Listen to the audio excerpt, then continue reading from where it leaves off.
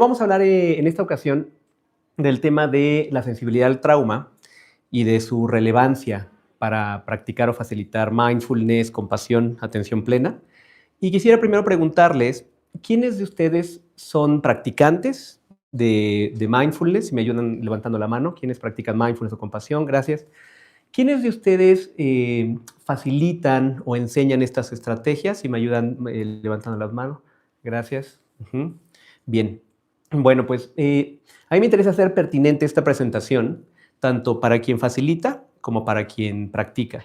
Y quisiera también preguntarles, ¿quiénes de ustedes ya tienen algún contexto acerca de lo que es la sensibilidad al trauma en el contexto de mindfulness? Levanten la mano. Ok. Bien. Entonces vamos a hacer como una presentación en detalle desde el principio para presentar el concepto y luego por qué se considera relevante desde algunas posturas académicas últimamente, ¿vale? Bien. Algunos conceptos base para entender este concepto de sensibilidad al trauma son los conceptos de estrés traumático, estrés postraumático, estrés y trastornos por estrés postraumático. Quisiera comenzar con ellos.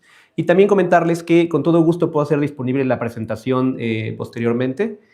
Solamente habría que ver cómo nos compartimos ahí ¿no? los datos.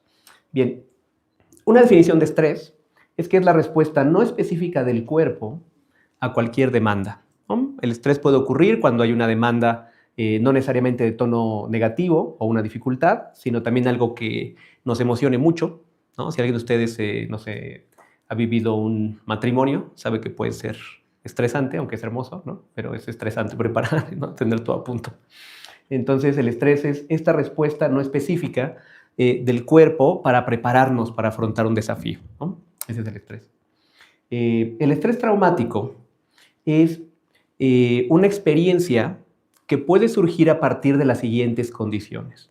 A partir de ser expuesto a la muerte o a la amenaza de morir, ser expuesto a una lesión o a la amenaza de tener una lesión, ser expuesto a abuso sexual o a la amenaza de abuso sexual, y también experimentar de forma directa un evento traumático o ser testigo de un evento traumático que vive otra persona. También enterarte de que un evento traumático le ocurrió a un miembro de la familia o a un amigo cercano puede ser fuente de estrés traumático. Y también la exposición repetida a trauma. Por ejemplo, cuando damos acompañamiento psicoterapéutico. ¿Alguien por aquí es psicoterapeuta? Déjeme ver sus manos. Entonces, estar experimentando frecuentemente otras personas que han vivido trauma y acompañarles puede detonar estrés traumático en nosotros. Y al respecto, solo para hacer un punto que viene adelante, déjenme ver sus manos. ¿Quién de ustedes ha experimentado alguna de estas situaciones que están en esta lámina? ¿Ok? Bien. Esto, que son experiencias que pueden detonar trauma, es algo que han vivido, de acuerdo a la Organización Mundial de la Salud, 7 u 8 de cada 10 personas, ¿no? Este tipo de experiencias. Y de acuerdo al National Institute for Mental Health, 9 de cada 10 personas. Y si vemos esta serie de eventos que pueden detonar trauma, podemos asumir que cuando estamos practicando, muchas personas hemos vivido experiencia traumática, pero también cuando estamos facilitando en nuestro grupo, puede haber personas que hayan tenido experiencias traumáticas. Y ese es uno de los puntos por los cuales es bien importante tener esta conciencia de que las personas con las que yo estoy facilitando pueden haber pasado por alguna de estas experiencias. Y las personas que han pasado por estas experiencias, por experiencias de trauma, pueden vivir algo que se llama estrés postraumático. Y lo vamos a ver a continuación. Bien. El estrés postraumático es lo siguiente. Para muchas personas, ser expuestos a un evento traumático no necesariamente va a generar consecuencias a largo plazo. Este estrés postraumático son síntomas de trauma que se mantienen después de un evento traumático. Es decir, la persona vive un evento traumático, tiene la experiencia del trauma y posteriormente a ese evento puede tener algunas experiencias similares a las que vivió en el evento traumático sin estar atravesando por una amenaza. ¿Se entiende ese principio? Esta persona tuvo el evento traumático y después en una experiencia, puede ser, no sé, atravesando por una calle, en una sesión de psicoterapia o haciendo una práctica de mindfulness, puede experimentar estas mismas sensaciones que vivió durante el trauma sin que la experiencia sea amenazante. Algunas de estas signos son flashbacks, sensaciones físicas, sensaciones de congelamiento, sensaciones de taquicardia, agitación en la respiración. Eso puede ocurrir. Y para algunas personas, el estrés postraumático se puede convertir en trastorno por estrés postraumático. Pero el trastorno es diferente a la experiencia de estrés postraumático. Ahorita vamos a ver qué es el trastorno. Pero ahí llevamos dos conceptos: estrés y estrés traumático. ¿Se va entendiendo? Vamos por el tercero. El tercero es el trastorno por estrés postraumático.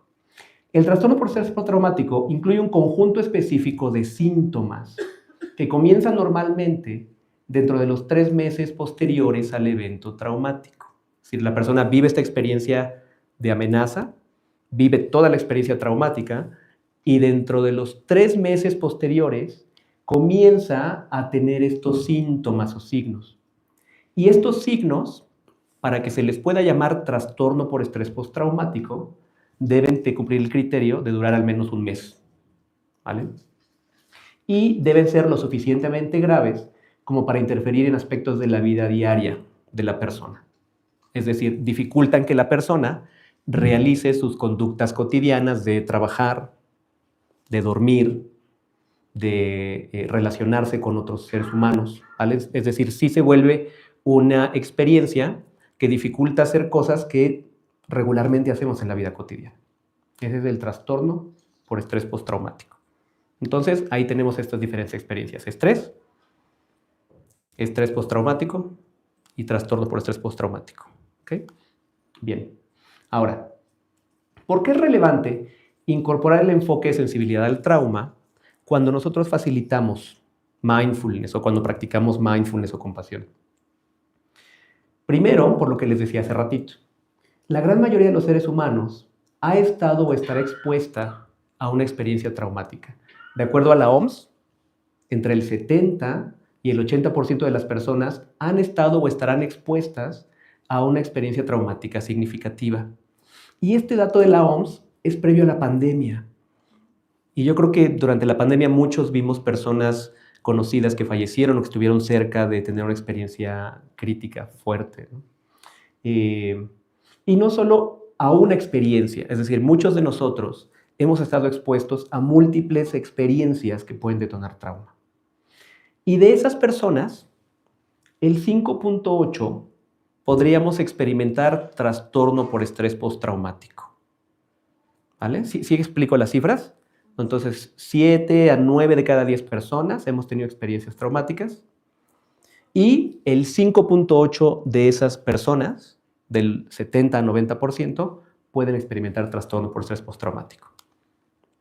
Ahora, sin embargo, aunque solo el 5.8 experimenten el trastorno, hay toda una gran cantidad de personas que, aunque no tengan el trastorno, pueden tener estos signos de flashbacks, de congelamiento, de experiencias donde tienen un intenso deseo de salir huyendo sin que necesariamente haya una amenaza que están viviendo.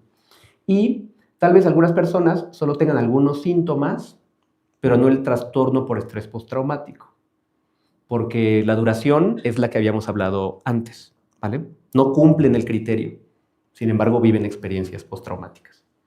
La investigación encuentra que las prácticas de atención plena y compasión pueden detonar retraumatización. Entonces vamos a ver cómo es que las prácticas pueden detonar esa retraumatización y sobre todo me gustaría llegar a un punto donde hay algunas cosas que podemos hacer al respecto, ¿vale? Bien. ¿Qué es la retraumatización? La retraumatización es el proceso por el cual una persona vuelve a experimentar niveles significativos de malestar emocional, físico o psicológico, al recordar, reexperimentar o revivir indirectamente un evento traumático pasado. Es decir, la persona, repito, sin estar en una experiencia de amenaza, tiene una memoria o tiene una experiencia que le recuerda lo que vivió durante el evento traumático y vuelve a experimentar esta activación en su sistema nervioso. Eso es la retraumatización. Debido a esta alta prevalencia, la que veíamos hace rato, 70 a 90% de la población, es importante evitar la postura de, en mi grupo de practicantes, esto no va a pasar. O en mí, esto no va a pasar. ¿Vale? Eso quiere decir que sea frecuente, no necesariamente, pero es algo que puede ocurrir. Y aquí les quiero contar una pequeña historia, porque este tema para mí fue relevante. Yo tuve la oportunidad de estudiar estas prácticas en Asia durante algunos periodos de mi vida, periodos de año y medio, de medio año, de 3 meses. Y algo que viví en ese contexto es que había compañeros, a mí nunca me pasó por fortuna, pero había compañeros que vivían experiencias que a mí como psicólogo me llamaban la atención. O sea, durante la práctica comenzaban a experimentar congelamiento. O durante la práctica sentían que el cuerpo estaba completamente entumecido, perdían sensibilidad. Algunos compañeros estando ahí practicando sentían un miedo muy fuerte, taquicardia, se agitaba la respiración. Y cuando iban con los diferentes maestros en estos diferentes monasterios, la instrucción típicamente era continúa con la práctica, es parte del proceso. Y para mí era muy interesante porque era como, bueno, tal vez sí es parte del proceso, pero no estaba yo tan seguro, ¿saben? Porque algunos de estos muchachos, esto me ocurrió sobre todo estando en el norte de Tailandia, estuve varios meses con grupos de practicantes, la mayoría eran de Rusia. Ellos de pronto empezaban a tener aversión a la práctica, tenían mucho miedo de sentarse porque era una experiencia de congelamiento de manera sistemática, o era llegar a sentarse con el miedo de que fuera a detonarse otra vez. Entonces pasaba que los compañeros empezaban a saltarse las sesiones de práctica y empezaban a estar desorientados. Algunos salían de estos monasterios, luego yo me los encontraba posteriormente en otros lugares, en Pai, en Chiang Mai, y había algo que no estaba bien después de estos periodos de entrenamiento contemplativo de una semana, 3 semanas, 5 semanas. Entonces, ahí empezó como una duda personal. Y posteriormente, cuando yo regreso a México, me empiezan a solicitar formación profesional diferentes personas. Tuve la oportunidad de estudiar en diferentes instituciones, tal. Me empiezan a pedir formación, pero yo sentía que había algo que estaba pendiente, como una especie de cinturón de seguridad. Como necesitamos algo, que yo personalmente necesitaba algo que me diera la tranquilidad de que si habilitaba personas para que ofrecieran diferentes prácticas contemplativas, pudieran hacerlo de manera segura. En mi mente, la primera idea era porque pues ni yo, ni ninguno de mis alumnos de estas formaciones iba a tener la gran experiencia de estos maestros contemplativos. Necesitamos algo protocolizado, estructurado, para que en caso de que sus participantes en las sesiones vivieran retraumatización, pudieran hacer algo al respecto. Entonces fue por eso que a mí me interesó mucho este tema, ¿vale? Luego, cuando me entero de la prevalencia del trauma y me entero de las experiencias que se tiene cuando hay retraumatización, en mi mente como que algo hace clic y reconozco mucho de lo que estaban viviendo estos compañeros era retraumatización. Y no necesariamente la manera de abordar esa experiencia es regresando a la práctica. Hay algo que podemos hacer, hay adecuaciones que podemos incorporar. Y entonces, bueno, fue que comencé a profundizar más en este ámbito, ¿no? Ahora, cuando veo que algunas personas se forman en estas metodologías como facilitadores, para mí es muy importante que tengan este encuadre. Cómo generar un contexto de seguridad, primero para prevenir la retraumatización. Bueno, primero conocerla. Ahorita van a ver los 4 componentes. Pero primero, reconocer que el trauma está presente. Reconocer lo que es la retraumatización. Prevenirla. Y en caso de que encuentres a una persona que está viviendo retraumatización, ayudarle a regresar a un estado de bienestar. Entonces, bueno, eso fue el motivo de este interés personal en esta metodología. ¿Cuáles son los propósitos de la sensibilidad al trauma? Son los que les acabo de comentar. 1, darnos cuenta del amplio impacto del trauma. Y ahorita, en esta conferencia, ustedes están experimentando el primero de los componentes. reconocer que un número importante de seres humanos hemos vivido por experiencias potencialmente traumatizantes. 2, reconocer síntomas de trauma. Eso es muy importante que lo tengamos en cuenta. Algo que para mí fue muy llamativo, y esto no lo viví en Tailandia, lo viví en India, es que algunos compañeros, cuando hacían su práctica, y luego hablábamos de su práctica, lo que ellos vivían es que habían experimentado periodos largos de entumecimiento, y en su práctica habían perdido conciencia de todas las sensaciones. Pero por fuera, y sin un ojo entrenado, pareciera que esa era una práctica adecuada porque no se habían movido mucho, no habían sentido mucha inquietud, habían estado quietecitos durante periodos de 45 minutos, 1 hora, 1 hora y media. Pareciera que no habían tenido mucha rumiación, pero habían perdido conciencia corporal, habían perdido conciencia de lo que estaba ocurriendo alrededor y pasaban días o semanas practicando de esa manera.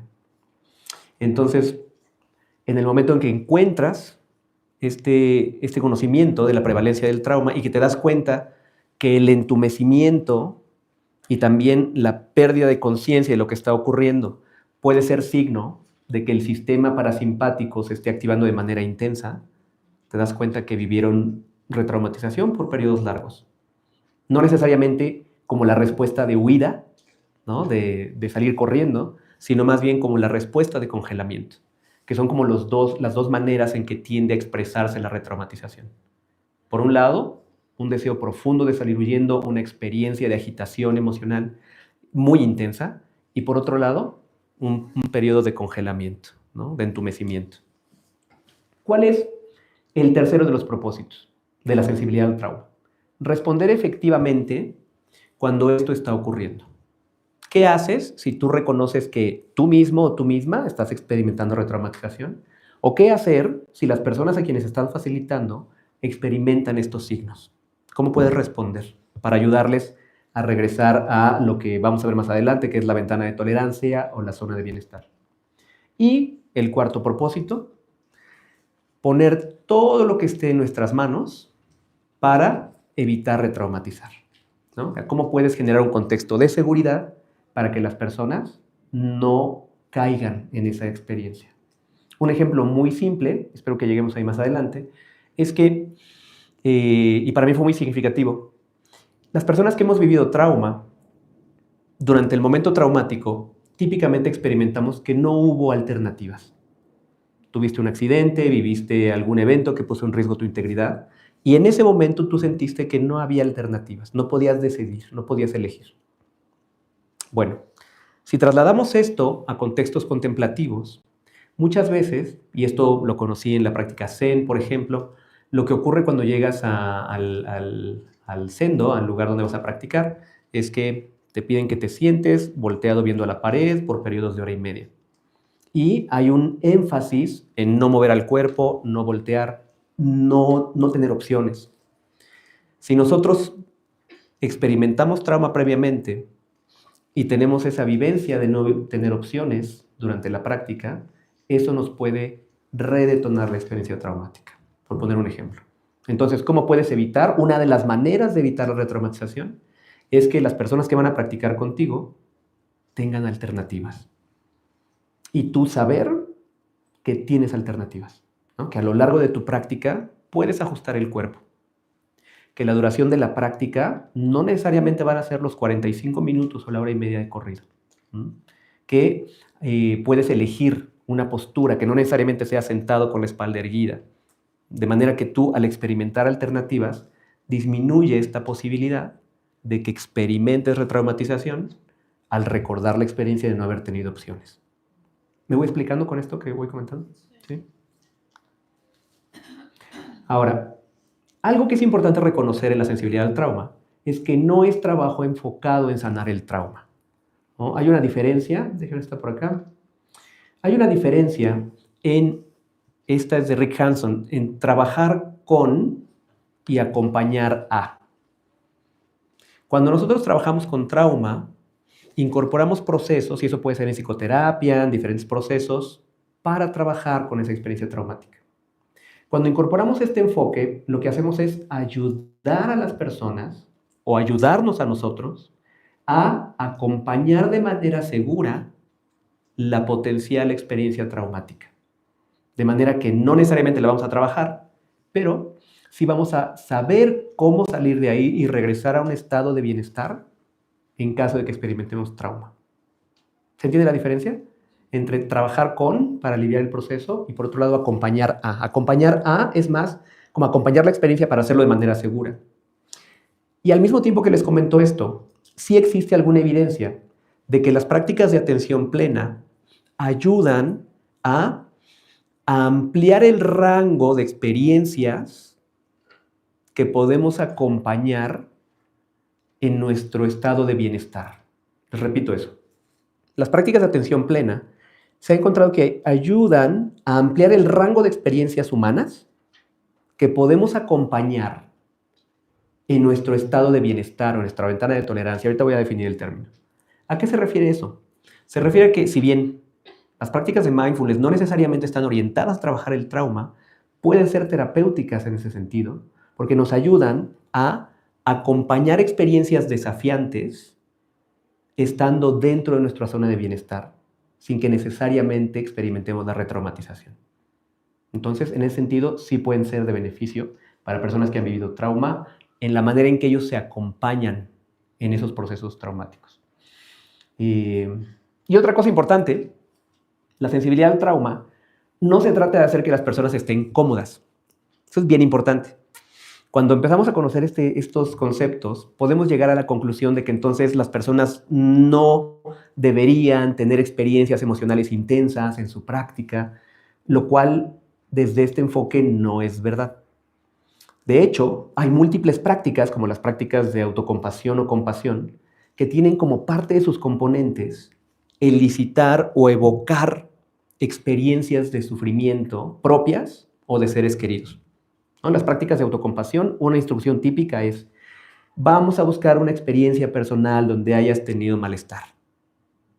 Nos vamos a acercar a ella con atención plena, vamos a ser conscientes de que no estamos solos en esa experiencia y nos vamos a dar compasión por estarla viviendo. Esa experiencia de acercarnos al malestar es desafiante y en ocasiones va a detonar tristeza, en ocasiones va a detonar llanto.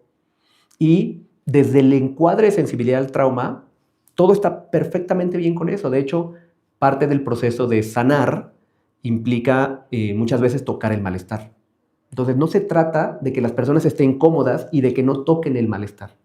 Se trata de que si van a tocar el malestar, lo puedan tocar de manera segura. Y en caso de llegar a detonar retraumatización, que sepan cómo responder. ¿Se entiende esa premisa? Es bien importante porque si no, este contexto nos puede llevar a la idea de no debemos tocar las emociones, no hay que ir allá. No, más bien, las prácticas allá nos mandan. Una instrucción típica de compasión es: evoca a una persona querida y evoca también un momento en que la persona haya sufrido. Y eso puede ser desafiante también. Sin embargo, no se trata de no hacerlo. No se trata de no evocar esa experiencia de tristeza o de inquietud, sino qué hago en caso de que eso detone retraumatización. ¿Vale? ¿Vamos bien hasta acá? ¿Sí?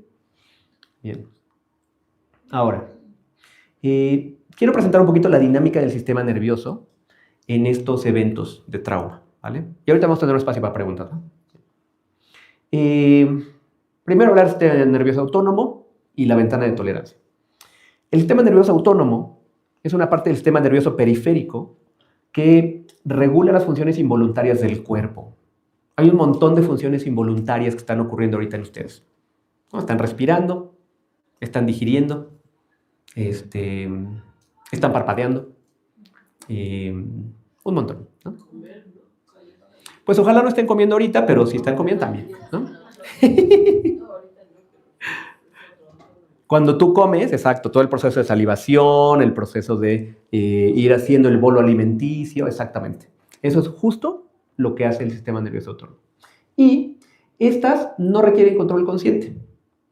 Estas funciones son esenciales para responder de forma adaptativa a cambios del entorno, ¿vale? Estas funciones nos permiten ir afrontando lo que va ocurriendo, ¿no? A lo largo del día, ¿no? Ahorita ustedes están haciendo como esta intención de estar aquí atentas, ¿no? Veo que están escribiendo. Entonces, el sistema nervioso autónomo nos ayuda a regular un montón de procesos para que vayamos afrontando los desafíos cotidianos. Ahora, el sistema nervioso autónomo nos ayuda a responder a las demandas del mundo. En todo momento nos encontramos en un estado de activación del sistema nervioso autónomo. Y esto es algo que quiero hacer un pequeño ejercicio con ustedes. Hay una metáfora que se usa en el contexto de sensibilidad al trauma, que es reconocer el nivel de energía que tenemos, ¿vale? Eso nos permite saber qué tanto nos encontramos en nuestro nivel de activación óptimo o qué tanto nos estamos yendo a algo que se llama hipoactivación, ¿no? Nos vamos hacia abajo, tenemos menos energía, o qué tanto nos estamos yendo a la hiperactivación, qué tanto estamos activándonos de tal manera que podríamos salir de la ventana de tolerancia y experimentar alarma, experimentar miedo o experimentar tal cual retraumatización. Entonces, les voy a invitar a que noten su cuerpo brevemente, es un ejercicio muy breve. Nota tu cuerpo brevemente, nota las sensaciones en el pecho, la respiración y la profundidad de la respiración. Nota las sensaciones en el abdomen. Tal vez alguien de ustedes pueda notar las sensaciones del palpitar del corazón. ¿Ok? Y una vez que han hecho esta exploración, les quiero pedir que si pensáramos en una escala del 1 al 10, donde más o menos entre el 4 y el 6 es donde ustedes se sienten más atentas, más despiertas, tranquilas, pero con claridad, es de 4 a 6, ¿no? Exploren como más o menos en qué nivel de activación están. Hacia abajo es porque están cansadas, ¿no? Hay un poquito de cansancio, de haber estado aquí un rato, ¿no? A lo mejor alguien de ustedes está pues más cerquita del 3, del 2, ¿no? Tienen sueño. A lo mejor alguien de ustedes está hacia arriba, ¿no? Del 7, 8, está experimentando como inquietud, activación. Y la mayoría de ustedes tal vez esté entre el 4 y el 6, ¿vale? ¿Cómo en qué número ustedes se autoidentifican en esta escala? ¿En qué número están? Dice, estoy en el 6, por ahí atrás, gracias. El 6, el 5, 5, 4, 5, muy bien, 5, ok. Cuando nosotros nos hacemos conscientes de este nivel de activación, eso nos da la pauta para reconocer si en una práctica contemplativa, en una práctica de atención plena o compasión, estamos yendo hacia abajo en nuestro nivel de activación y necesitamos hacer alguna adecuación. O si estamos yendo hacia arriba en el nivel de activación y necesitamos hacer alguna adecuación. Esta conciencia de nuestro nivel de activación del sistema nervioso autónomo es algo que nos puede ser como una especie de cinturón de seguridad. Y si ustedes facilitan estas estrategias, es algo que fácilmente le pueden compartir a sus consultantes, clientes, pacientes, para que ellos puedan estarse automonitoreando, que seguiría conocer los mecanismos de adecuación para que regresen a estar más o menos entre un 4, 5, 6 de activación. ¿Okay? Entonces, esto es una estrategia muy sencilla. ¿Pero por qué es tan útil? Es tan útil porque nos puede ayudar a mantener conciencia del nivel de activación del sistema nervioso autónomo y saber qué hay que hacer para regresar a un estado de seguridad, a un estado de bienestar. Daniel Goleman a este 4 a 6 le llama estado de funcionamiento óptimo. ¿Qué pasa en el estado de funcionamiento óptimo? Es el estado donde aprendes, es el estado donde puedes atender, es el estado donde tienes tus funciones cognitivas disponibles, ¿no? Razonamiento, pensamiento crítico, creativo, los tienes ahí. Y algo bien interesante, es dentro de esa ventana donde florecen las habilidades que queremos cultivar con atención plena y compasión. Ahí, en esa ventana de activación. Fuera de esa ventana de activación, Si nos vamos hacia abajo, lo que va a pasar es que vamos a estar cultivando sopor o torpor o sueño, ¿no? Que nos pasa mucho cuando estamos practicando. Estás practicando, ¿no? Parece que estás viendo que sí, ¿no? Te va la cabecita, ¿no? Y por otro lado, si tú te hiperactivas, si te vas al 7 u 8, ahí en realidad lo que estás haciendo es tener una experiencia constante de estar bajo amenaza. Es una experiencia desgastante. Y es lo que pasaba con estos compañeros que les comento. No querían regresar a la práctica porque era amenazante. ¿Mm? Y si aumenta fuera de esa escala, ya más arriba del 10, la persona va a experimentar retraumatización, o abajo del 1, la persona está experimentando congelamiento. ¿Vale? Está viviendo retraumatización. Entonces, bueno, esta es una práctica que les recomiendo que hagan con ustedes cotidianamente en la práctica y que recuerden que pueden hacer adecuaciones. ¿Para qué? Para volver a su ventana de tolerancia. ¿Vale? Bien, se rastrea el nivel de energía de activación que se siente, ¿ok? Ahora, el sistema nervioso autónomo se divide en dos. Yo sé que ustedes ya lo saben, voy a pasar muy rápido por ahí. Está el sistema nervioso simpático, que en esta metodología se puede usar la metáfora de que es el acelerador, y está el sistema nervioso parasimpático, que en esta metodología se puede decir que es el freno, ¿vale? Acelerador y freno. Si usan estándar, no tenemos clutch, ¿no? Hagan de cuenta que es automático, ¿vale? Y entonces, ¿qué pasa acá? El sistema nervioso simpático te prepara para afrontar desafíos, ¿no? Cosas que tienes que hacer en tu vida cotidiana, preparar una conferencia, es salir de tu casa, venir a la universidad, en fin, eso es lo que te prepara, ¿no? Cuando te despiertas por la mañana, bostezas, hay mayor activación simpática. Y típicamente cuando vamos a dormir, hay activación parasimpática, ¿no? Recuerdo que un alumno de secundaria me decía, oiga, profe, y entonces el parasimpático para el simpático. No sabía si era como la descripción más adecuada, pero no le pude decir que no, ¿no? Y dije, bueno, ¿no? ¿Qué pasa con la activación parasimpática? Ahí recuperamos energía, ¿no? La activación parasimpática nos prepara para dormir y idealmente, nos prepara para dormir en las noches, ¿no? Cuando comemos, vamos a comer, tenemos un espacio de descanso, comemos. Hay activación parasimpática que ayuda con la digestión, ¿no? Entonces, bueno, esto es lo que va pasando a lo largo del día. Activación simpática y activación parasimpática.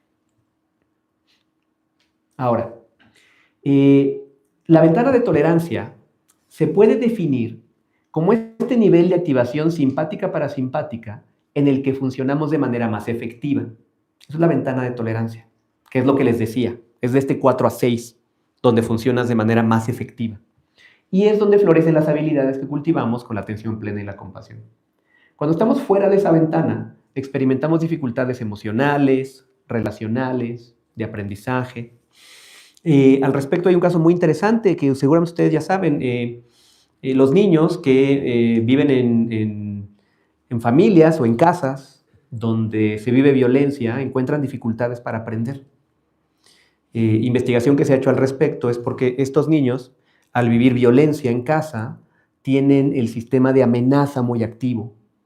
Y entonces, cuando llegan a estudiar, el sistema de amenaza lo que hace es que hace menos disponibles otros recursos del sistema nervioso para que ellos puedan aprender y para que puedan tener huellas de memoria de lo que están estudiando. Entonces, cuando estamos dentro de la ventana de tolerancia, ahí aprendemos. Cuando estamos fuera, ahí es más complicado el aprendizaje.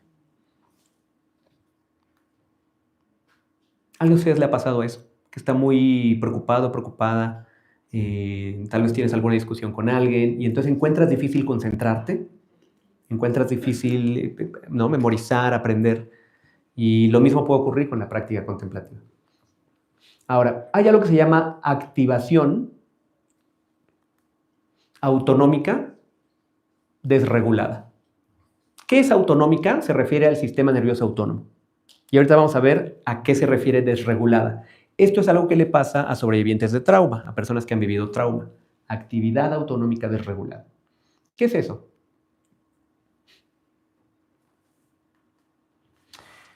En términos simplificados, cuando se vive estrés traumático, se tiende a tener un episodio súbito de mucha energía orientada a la supervivencia. Sería como pisar el acelerador al fondo y pisar el freno a fondo. Esa es la metáfora que se usa en esta metodología. Tú tienes un evento traumático, se pisa el acelerador, sistema nervioso simpático, que activa la respuesta de pelear o huir, pero al mismo tiempo se activa el sistema nervioso parasimpático. Entonces, estás en una situación, no sé, algún accidente de auto, se activa la respuesta de huida, pero no hay muchas oportunidades de huir. Y entonces, ¿qué ocurre en el sistema nervioso autónomo? Se pisa a fondo el freno, y entonces, una metáfora que se usa también acá es como si tomaras una soda, un refresco, y lo agitas. ¿Qué pasa con el refresco cuando lo agitas? Exacto. Cuando lo abres, ¿no? Típicamente evento de 15 años, ¿no? Algún refresco le pasa esto. Boda, 15 años, ¿no? Alguien llega, ¿no? Va el padrino con el refresco. ¿Quieres refresco? Sí, ¿no? Y baña a alguien, ¿no? Bueno, ¿qué pasa? Porque el refresco se queda con toda la energía contenida y entonces es como si hubiera el acelerador, toda la energía ahí, pero el freno que no le permite salir. ¿Qué ocurre en un sistema nervioso que está viviendo esto? Ocurre que con ciertos estímulos que le recuerden la experiencia traumática, ¿qué va a pasar? Exacto. Hay una activación de tal manera como si esa situación en la que se encuentre sea la experiencia amenazante, aunque la persona no experimente ningún riesgo. ¿Se entiende este concepto? Se queda atrapada, es la metáfora, que es como si se quedara atrapada esa energía. Al pisar el acelerador y el freno a fondo al mismo tiempo, es como si esa energía se atrapara. Esta energía genera algo denominado activación desregulada. ¿Por qué desregulada? Porque la persona comienza a tener dificultades para regular su activación simpática y parasimpática.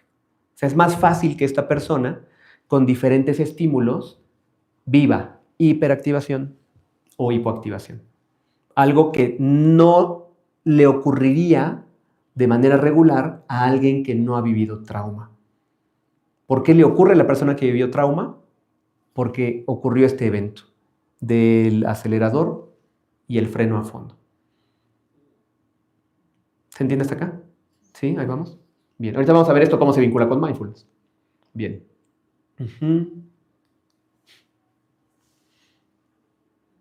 Dos conceptos más, ya los nombré. Activación desregulada. Cuando hay demasiada activación simpática, esta se denomina hiperactivación o sobreactivación. Cuando hay demasiada activación parasimpática, se denomina hipoactivación o baja activación. ¿Vale? La activación desregulada es una marca característica de que alguien está experimentando trauma o de que alguien ha experimentado trauma. Ahora, yo sé que ustedes conocen acerca del sistema nervioso parasimpático, que típicamente es el que nos ayuda a recuperar energía, nos tranquiliza, nos relaja. Sin embargo, el sistema nervioso parasimpático también se puede activar a fondo. Y eso es lo que ocurre cuando nos congelamos. Eso es lo que ocurre cuando tenemos entumecimiento por una experiencia traumática y sentimos que no nos podemos mover. Entonces, si bien el parasimpático está a cargo de esas tareas de recuperar energía, de relajarnos, de digerir, también cuando vivimos trauma es el que está a cargo de que experimentemos este entumecimiento o este congelamiento. Aquí hay unos signos de hiperactivación, hipoactivación. Hiperactivación, aumento de las sensaciones, reactividad emocional, estado de alerta máxima, imágenes intrusivas, desorganización del procesamiento cognitivo. Algunos signos de hipoactivación: ausencia relativa de sensaciones, adormecimiento de las emociones, incapacidad para pensar claramente, reducción de los movimientos físicos. Estos son algunos de los signos de hiperactivación y hipoactivación. Ahora, esa es la parte que más nos interesa en términos de las prácticas de compasión y de atención plena.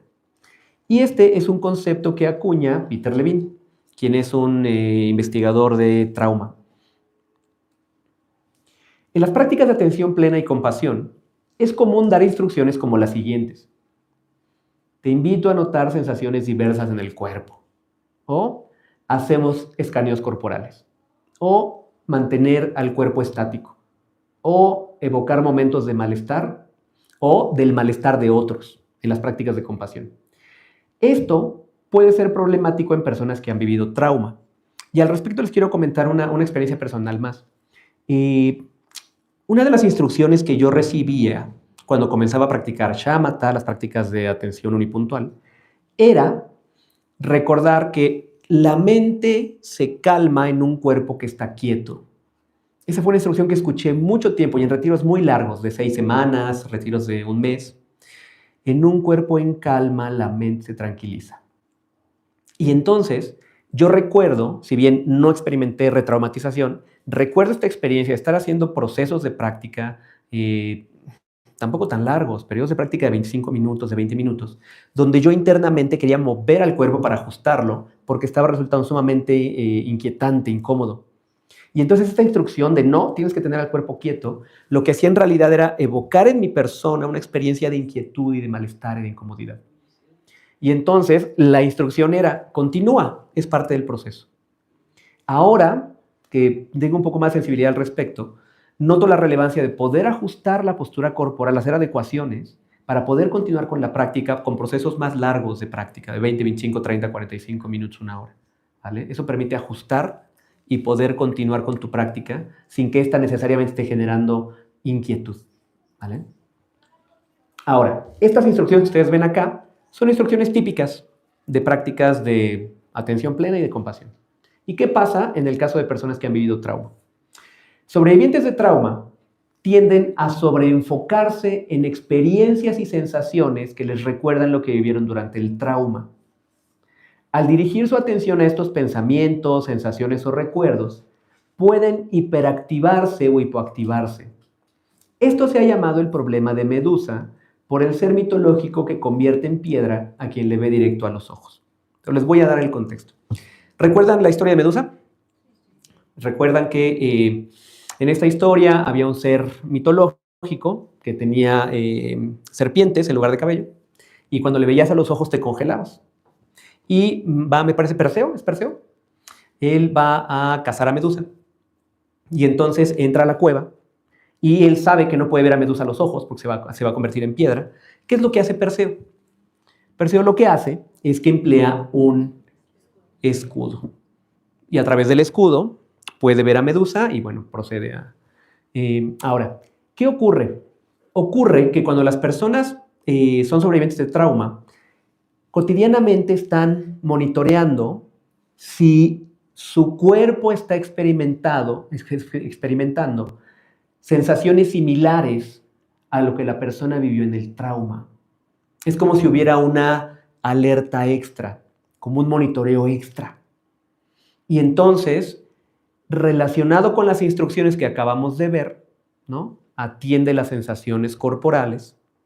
Si la persona nota, por ejemplo, los latidos del corazón, y cuando experimentó trauma, lo que ocurrió con la persona es que su corazón latía fuertemente, y entonces fue lo que resultó saliente para ella, esta conexión, esta conciencia de los latidos del corazón, si la persona tiene disregulación, puede detonar la retraumatización. ¿Se entiende el proceso? Lo mismo cuando hemos experimentado trauma, hay personas que lo que viven es congelamiento y entonces cuando das la instrucción el cuerpo quieto, porque el cuerpo quieto ayuda a que la mente se aquiete, entonces la persona no solamente experimenta que no tiene opciones, sino que experimenta un cuerpo estático y muchas veces la experiencia de trauma nos llevó ahí, a tener un cuerpo estático, que no se podía mover, no podía huir. ¿Vale? ¿Por qué? Porque vivió congelamiento. Entonces, esos son casos donde las prácticas de atención plena y compasión pueden detonar retraumatización.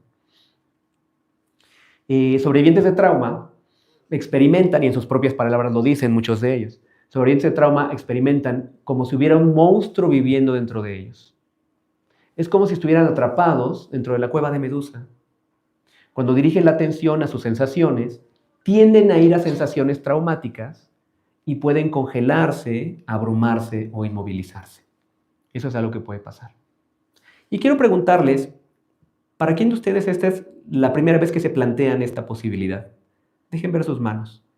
Que las prácticas de atención plena o compasión podían detonar una experiencia como esa. Dejen ver quién de ustedes.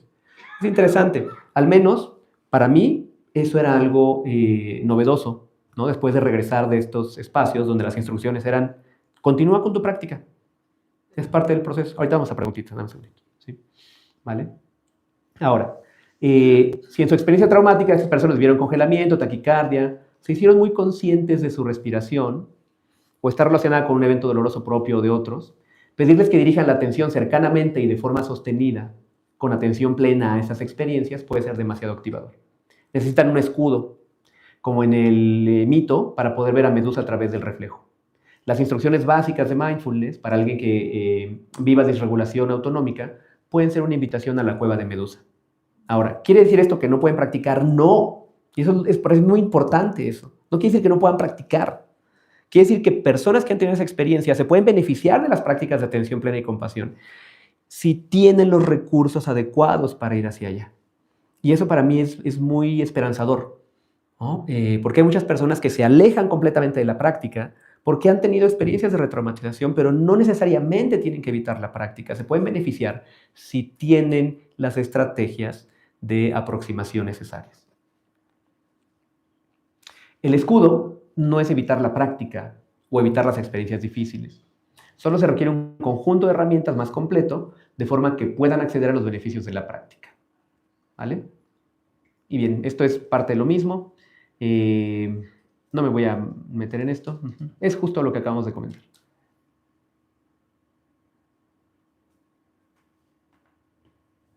Ahora, algunas estrategias para practicar y facilitar mindfulness y compasión con un enfoque sensible al trauma. Quiero dedicar estos minutitos para comentar algunas de estas estrategias y ahorita vamos a preguntas. Si hay tiempo, hacemos alguna de estas prácticas. Algo importante que nos puede ayudar es alfabetizar al participante en sensibilidad al trauma. Hay algo que frecuentemente me preguntan mis alumnas en la formación profesional, que es, si yo les hablo del trauma a mis participantes, ¿no les estoy predisponiendo a que experimenten esa serie de sensaciones? Salud. Y la respuesta es no. O sea, la persona ya ha vivido trauma. Lo que estoy haciendo es que le estoy diciendo que esto es algo que puede pasar, que no hay nada de qué preocuparse, sino que puede hacer algo al respecto. No es predisponerle.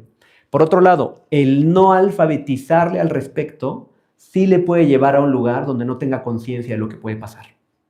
Entonces es más responsable alfabetizarles que decir, mejor no le digo porque lo vaya a predisponer. No se preocupen, porque lo que le podría reactivar, lo que le podría retraumatizar, no es que tú le digas que puede experimentar retraumatización, sino el trauma previo que pudo haber vivido. ¿Vale? Entonces, bueno, alfabetizar al participante, devolverle el poder sobre su experiencia. ¿A qué se refiere eso? Es común que cuando hay una persona facilitando prácticas de atención plena o compasión, haya un diferencial de poder. De hecho, en toda situación donde hay un facilitador, un maestro, un terapeuta, es como si hubiera una persona que es la experta y la otra persona que no sabe. Y entonces, la persona experta pareciera que, bueno, tiene todos bajo control. Y la persona que no sabe se permite experimentar lo que sea que la otra persona le está sugiriendo. Es algo que puede ocurrir, de hecho ocurre. Algo que es responsable de parte de quien facilita estas estrategias es devolverle a la persona la conciencia de que en cualquier momento puede tener la práctica. Que si las instrucciones que está recibiendo le están llevando a un estado de hiperactivación o hipoactivación y necesita hacer un ajuste, la persona lo puede hacer. Nadie está obligado a hacer ninguna práctica que experimente que le esté haciendo daño. ¿Vale? Entonces eso genera en la persona esta recuperación de su agencia. La persona sabe que puede hacer algo. Eso es muy importante en este proceso. Otra cosa que es importante es conocer al practicante previamente. Se recomienda hacer algunas encuestas, algunos cuestionarios previos para saber si la persona ha tenido experiencias traumáticas relevantes. Y hay un dato bien interesante. Esto es un dato de una investigadora de trauma que se llama Nadine Bukele. Y Nadine plantea, lo hace frecuentemente así en sus conferencias, ella dice, ¿cuál creen ustedes que es el rasgo o la característica más relacionada con trauma en las personas? Entonces las personas comienzan a plantear, bueno, pues historia de vida, bueno, pues que yo qué sé, ¿no? Múltiples, sus recursos de afrontamiento, ¿no? Y lo que plantea Nadine es que la variable que está más relacionada con la experiencia de trauma que ha tenido una persona es su código postal.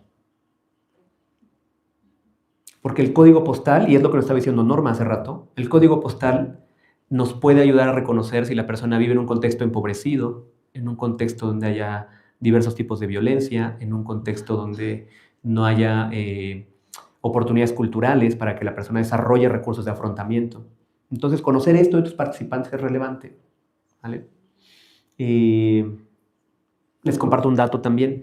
La mayoría de mis alumnas son mujeres y los datos acerca de la cantidad de eventos traumáticos que viven las mujeres en relación con los eventos traumáticos que viven con los hombres está sumamente desproporcionada, ¿no? Los hombres no nos paramos en la mañana pensando qué nos vamos a poner de vestir por la calle por la que voy a pasar, ¿no? La mayoría de las mujeres sí. Tienen que calcular si van a subir al transporte público, a qué hora van a regresar a la casa, por dónde van a caminar. ¿Por qué? Porque estos son datos de OMS mujeres, 1 de cada 3 mujeres ha sido tocada sin su consentimiento, ¿no? Y muchos datos más, ¿no? Entonces, conocer el código postal, pero también conocer detalles de la identidad social de los participantes es relevante. Hay una práctica que se llama Encontrando Seguridad. Práctica de conductas de autocuidado en sus diferentes dimensiones. Es una práctica muy linda. La anterior es una práctica contemplativa, Encontrando Seguridad. Igual si ahorita no hay muchas preguntas, hacemos la práctica. ¿A qué se refiere la práctica de conductas de autocuidado? Algo que es útil, y esto lo recomiendo mucho y es muy fácil de hacer, lo que haces es alfabetizar a las personas en sensibilidad al trauma y una vez que les has sensibilizado, les hablas de que hay diferentes áreas de su persona en la que pueden realizar conductas que les devuelven a su ventana de tolerancia. ¿Cuáles son las áreas que se sugieren? El área física, el área emocional, el área interpersonal y el área espiritual. Entonces, se les pide a la persona con la que estás trabajando en consulta o en tu grupo que piensen qué conductas en cada una de estas áreas sienten que les podrían devolver a sentirse seguras en caso de que empiecen a experimentar hiperactivación y hipoactivación. Entonces, algunas te dirán, bueno, regar mis plantas, jugar con mi perro, prepararme un té, ¿no? En temas físicos. Y bueno, en temas interpersonales, mandarle un audio a una persona querida, escribir un mensajito de cariño. En temas espirituales, rezar alguna oración, rezar un mantra. En fin, las personas ponen sus diferentes conductas de autocuidado que saben que les pueden ayudar a regresar a la ventana de tolerancia. Entonces, les pides el compromiso de que en caso de empezar a experimentar señales de retraumatización, detengan la práctica, realicen alguna de estas conductas y regresen a su zona de bienestar. Una vez que hacen eso, pueden regresar a la práctica. ¿Por qué? Porque han regresado a su ventana de tolerancia, ¿vale?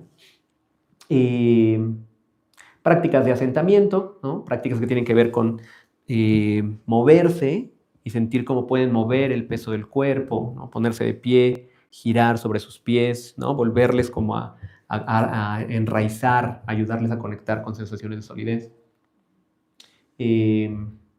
Adecuaciones, les puedes invitar a que adecúen la postura corporal, la duración de las prácticas, el espacio físico, ¿no? Un detalle que para mí pasaba completamente en transparente era que hay personas que al estar en una habitación cerrada experimentan inseguridad, experimentan esta sensación de estar como atrapadas.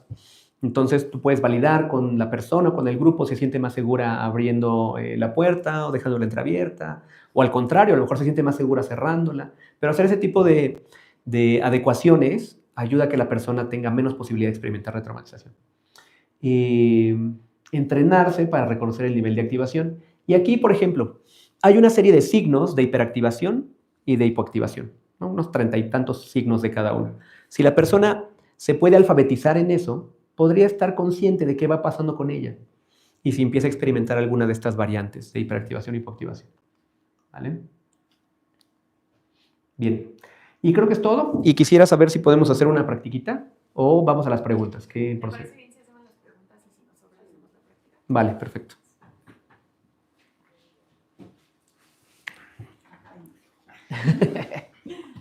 Muchísimas gracias, Vale. Y bueno, tenemos algunas preguntas de YouTube y también creo que aquí había una en vivo, entonces te hago la primera de YouTube y pasamos a una presencial, ¿va? Vale.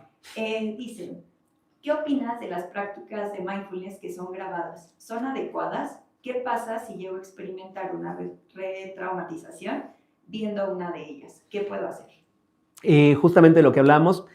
Ahora que han visto esta charla, pueden ustedes reconocer sus niveles de activación. Explórenlos sin estar practicando, ¿no? Cotidianamente es algo útil, ¿no? Te acuerdes de pronto y digas, ¿cuál es mi nivel de activación ahorita? ¿No? Estoy atenta, no estoy experimentando miedo, no experimento entumecimiento. Y entonces vas notando. Y cuando estés haciendo tu práctica grabada, tú puedes también mantenerte con esta conciencia. Y si notas que empiezan a surgir algunos de los signos, puedes en alguna de estas 4 áreas que comentábamos ahorita, ¿no? Física, interpersonal, espiritual, emocional, puedes hacer alguna de estas conductas y cuando experimentas que has vuelto a tu zona de bienestar, puedes regresar a hacer la práctica, ¿no? Eso es como de lo más conductual y de lo más directo. Ahora, también les recomiendo que en las prácticas para regresar a la ventana de tolerancia, que sean cosas muy sencillas, ¿no? De repente, algunos de mis alumnos comentan, pues a mí me gusta la playa, ¿no? ¿No? Está padre, pero ahorita estoy practicando y no necesariamente, ¿no? Estoy en Ciudad de México, me voy a Cancún, ¿no? Entonces, algo que esté muy a la mano y que sabes que te puede regresar, ¿no? Algunas alumnas y alumnos lo que hacen es poner algún video en YouTube que tenga imágenes de naturaleza, algunas otras personas se ponen algo de música, en fin, conductas muy concretas, muy directas que les puedan devolver. Perfecto. Aquí en el público tenemos preguntas. Yo quería preguntar. Le pasan el micrófono.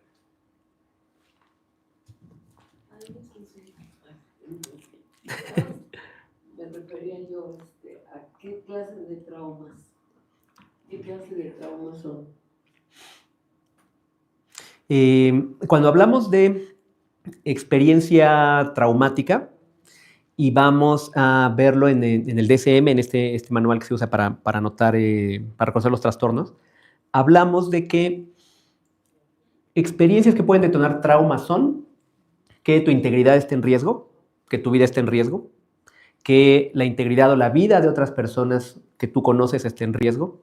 Experimentar trauma vicario, ¿qué es eso? Que ves otras personas que están experimentando trauma de manera frecuente. Que tu vida, que tu integridad, que la vida e integridad de otras personas que conoces esté en riesgo. Y me parece que esas son las categorías. ¿En esencia miedo? No necesariamente. La experiencia de trauma implica la activación intensa del sistema nervioso simpático y parasimpático al mismo tiempo. Eso es lo que ocurre. Entonces, no necesariamente el miedo. El miedo puede ser activación simpática que te prepara para una amenaza. Estás percibiendo una amenaza, te activas para afrontarla, ¿no? ¿Pero cuándo es un miedo permanente? ¿A todo o a casi todo? La pregunta es si tener miedo permanente a todo, casi todo es trauma. Habría que tener más contexto para poder determinarlo. Sí, habría que ver cuál es la intensidad, habría que ver en qué situaciones, habría que ver múltiples cosas para poder diagnosticar. Gracias. Nos preguntan a través de YouTube, ¿es posible que a través de la práctica continua se pueda procesar el retraumatismo de manera que llegue un momento que ya no llegue a suceder? Me refiero al retraumatismo. Sí. Eso me lleva como esta distinción entre trabajar con y acompañar. Las prácticas de mindfulness, si bien hay evidencia de que ayudan a ampliar nuestra capacidad de acompañar estas experiencias de trauma, no necesariamente son la vía para trabajar con el trauma, ¿no?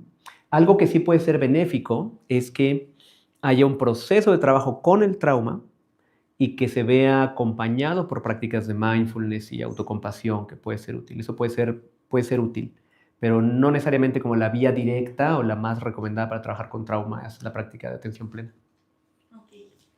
Aquí en el público tenemos otra pregunta. ¿No? Perfecto. Por acá nos preguntan, quisiera empezar a hacer prácticas de mindfulness. He sufrido traumas. ¿Me recomiendas alguna en particular? Yo recomendaría tener todo este contexto claro, tal como lo comentamos aquí, el tema de recordar que puedes hacer adecuaciones en la duración de la práctica, puedes tener listas tus diferentes conductas de autocuidado en estas diferentes dimensiones. Te recomendaría estar consciente de tu nivel de activación y empezaría a explorar y experimentar diferentes prácticas. Hay una práctica que típicamente resulta más desafiante, que es la práctica de escaneo corporal de 45 minutos o más, que tiende a ser desafiante en un principio. Entonces yo recomendaría prácticas más cortas, atención a la respiración o escaneo corporal más corto, ¿vale? Es lo que yo recomendaría. Muy bien. Ricardo nos pregunta, ¿conocer la sensibilidad al trauma nos puede capacitar para prevenir o atender el desgaste por compasión en uno? ¿Cuál es su asociación? El desgaste por compasión no necesariamente está vinculado con el trauma. El desgaste por compasión resulta más de una resonancia emocional, ¿no? Empathic distress, que vivimos al acompañar a personas que están sufriendo, pero no necesariamente se vincula con trauma. El vínculo que yo podría encontrar es el vínculo de la experiencia de trauma vicario. ¿Qué es el trauma vicario? Es cuando ves a personas que han vivido trauma de manera recurrente y eso puede eventualmente detonar trauma en tu persona. Entonces, no necesariamente las vincularía.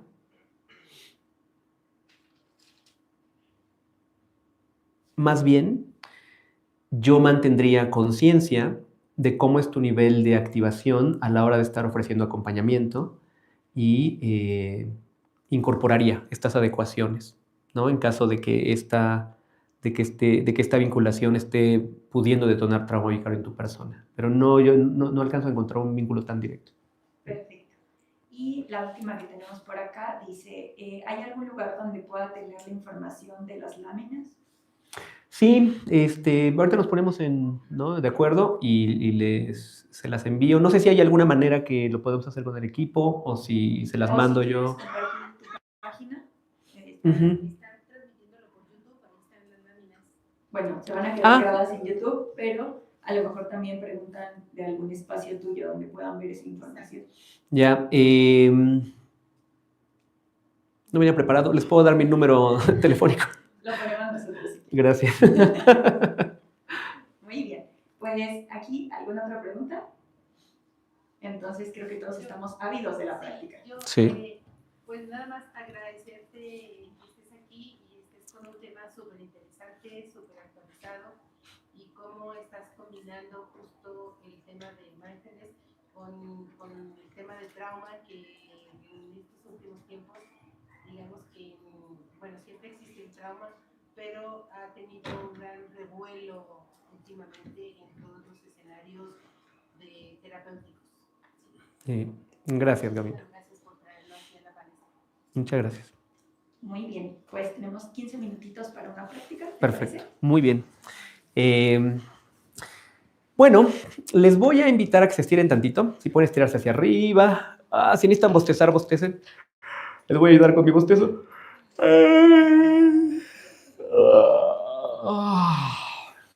Eso, estírense un poquito. Si pueden girar un poquito la espalda también. Muy bien. Y les quiero comentar estas instrucciones. Son típicamente instrucciones que, tomando como base la metodología, ofrezco antes de guiar una práctica, y es la siguiente.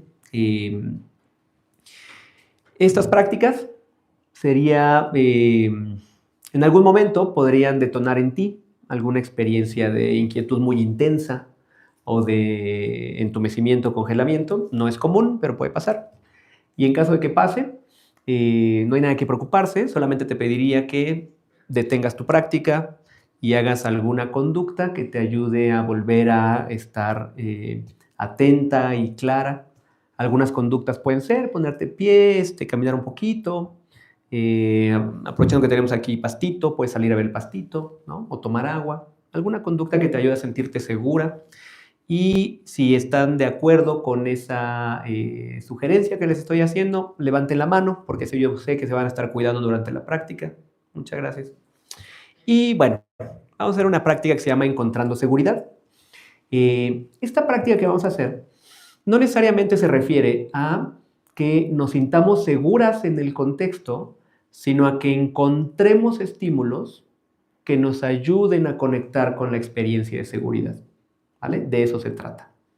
Ayúdenme con algunas palabras que me hagan saber cómo se sienten ustedes cuando se sienten seguras y seguros. ¿Cómo se sienten cuando están seguras y seguros? ¿Qué sienten en el cuerpo? ¿Qué sienten? Paz. ¿Qué más? Confort, tranquilidad.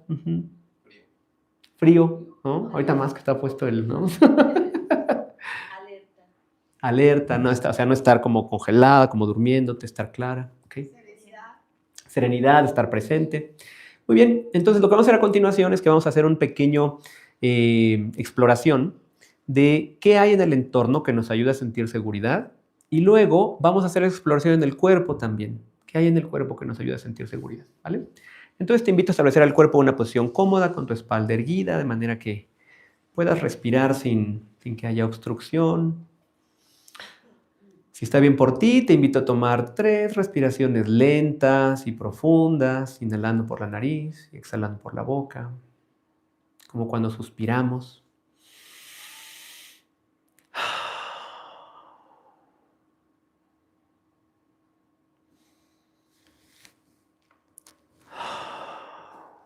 Eso es.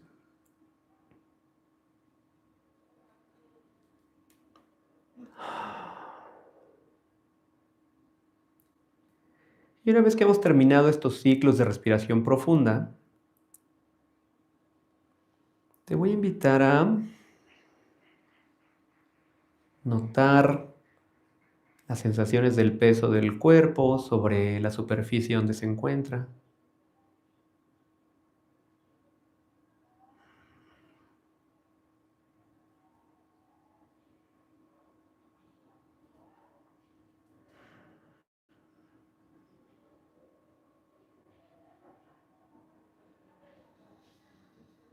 Y vamos a llevar nuestra atención a lo que sabemos que hay en esta aula que nos hace sentir seguridad, que nos hace sentir esta presencia o esta tranquilidad o confort.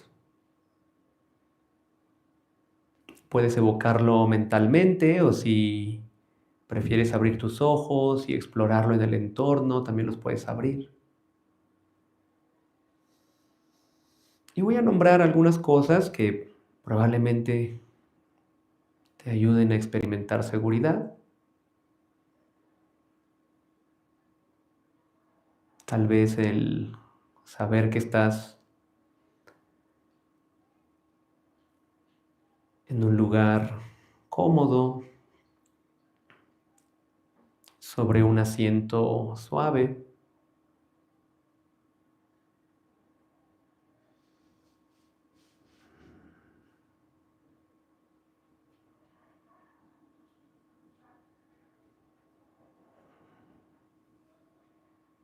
Tal vez tener algún dispositivo cerca de ti que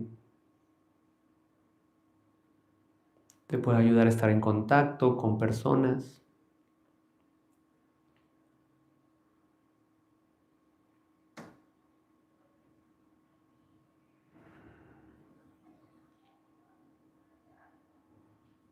O tal vez estar rodeado de personas interesadas en la compasión, en estar más presentes.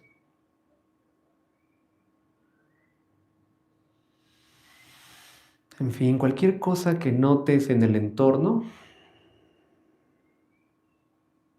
la alfombra, el que haya luz, el que sea sencillo salir o entrar al salón. Y si alguna de estas no te ayuda a experimentar seguridad, descártala. Por ahora solo vamos a notar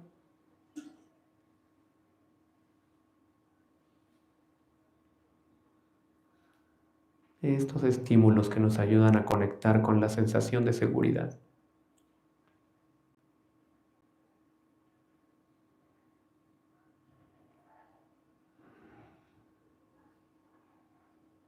Y ve notando cómo se experimenta esto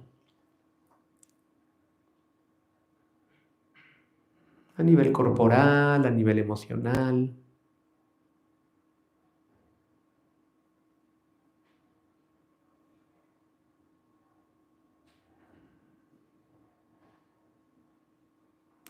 Y a continuación te voy a invitar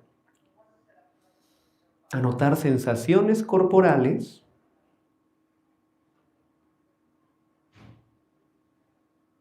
que te pueden ayudar a conectar con una sensación de seguridad.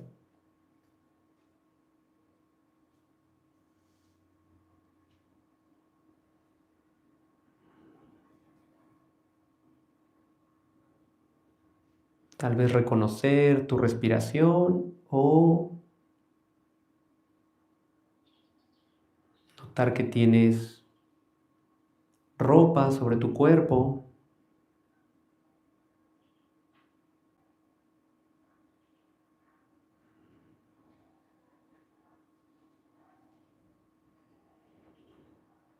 O reconocer la movilidad que tiene tu cuerpo.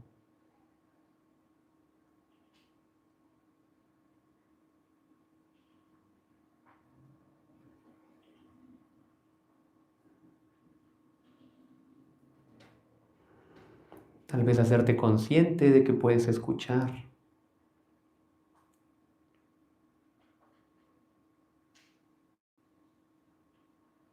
Te invito a explorar sensaciones en el cuerpo que te conectan con la experiencia de seguridad.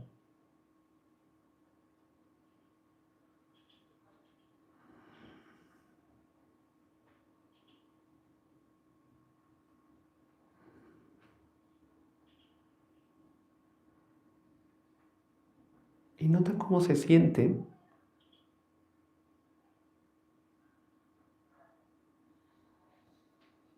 hacerte consciente de estas sensaciones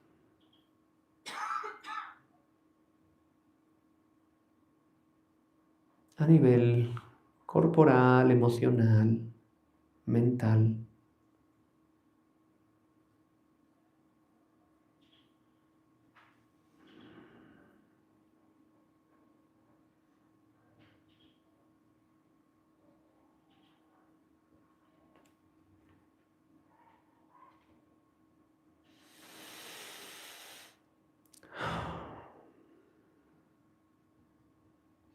Y así como te encuentres, con los ojos cerrados o abiertos aún, te invito a mover ligeramente tu cabeza hacia un lado y al otro, despacio, con cuidado.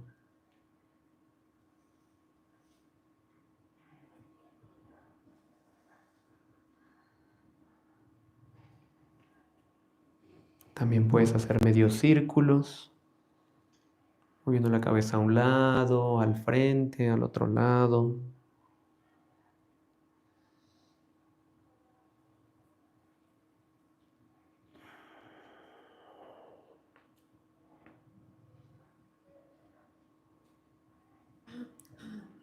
Y volviendo la cabeza ahí al centro, en equilibrio, te invito a mover tus hombros en círculos amplios.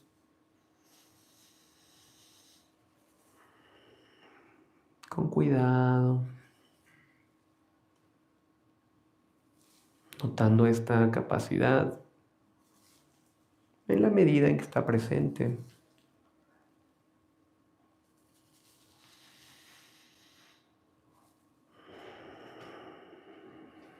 Moviendo los hombros en el sentido opuesto, en círculos.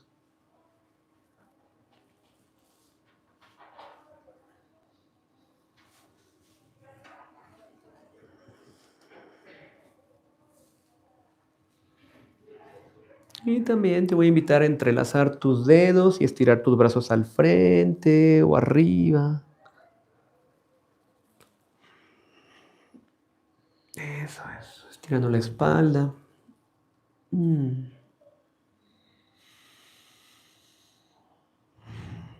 Y cuando estés lista, cuando estés listo, te invito a abrir los ojos y ajustar el cuerpo sobre el asiento.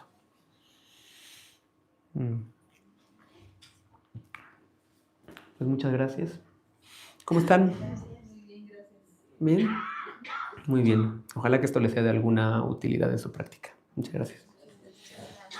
Muchísimas gracias, Vale, por cerrar este primer día de conferencias así, tan rico, con una práctica y pues también por formar parte de estas actividades. Estamos intentando regresar a lo presencial y valoramos mucho que estés aquí, que hayas venido desde Puebla a estar con nosotros. Y muchas gracias también a los que están aquí presentes y a todos los que están a través de YouTube. Les recuerdo que su registro de asistencia es por día, no por conferencia. Y el registro está en la página del coloquio. Los que están aquí presencial pueden ver unas hojitas pegadas en la mesa de la entrada, ahí está la página del coloquio, y los que nos acompañan a través de YouTube está en los comentarios del chat o en la publicación de Ecología Humana en la página de Facebook. El día de mañana también tenemos conferencias, vamos a tener la conferencia de Tony Karam, de la maestra Amira Valle y del doctor Ignacio, ahorita me acuerdo de su apellido, Ignacio Ramos. Y bueno, pues esperamos contar con su presencia también aquí. La liga va a estar abierta de 12. Muchas gracias. La liga de asistencia va a estar disponible de 2 de la tarde a 8 de la noche, por si en lo que se trasladan y todo, no se preocupen, que tengan tiempo y nos vemos el día de mañana. Muchas gracias por todo. Gracias, Pris. Voy a entregar una pequeña constancia. Ay, gracias. Te la voy a mandar a Gabina por correo para que ya no gastemos tanto papel. Muy bien.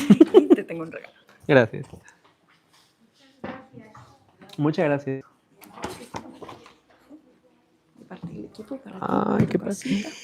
¿Cómo crees? Una gotita. Ay, qué bonito. Te queremos. Muchas gracias por el esfuerzo. Gracias. Qué bonito verte, Pris. Qué bonito verte. Nos vemos pronto, espero. Sí, ojalá que sí. Sí. Oye, yo espero que a más tardar a mediados del año que viene salga mi segundo libro. Lo quiero presentar aquí. Ahí les mando un Sí, ¿no? sí, mensajito. Sí, lo armamos. Yo creo que en el correo electrónico como la vez pasada. Sí, estuvo bien bonito. Sí, claro que sí. Va, Cuenta con eso. ahí les escribo. Gracias. Muchas gracias. Quería preguntarle, ¿dan consultas? No, fíjate que no Oh. trabajo, déjame cerrar esto. Ay, qué gusto que estuvieron aquí en vivo varios. Déjame cerrar por acá.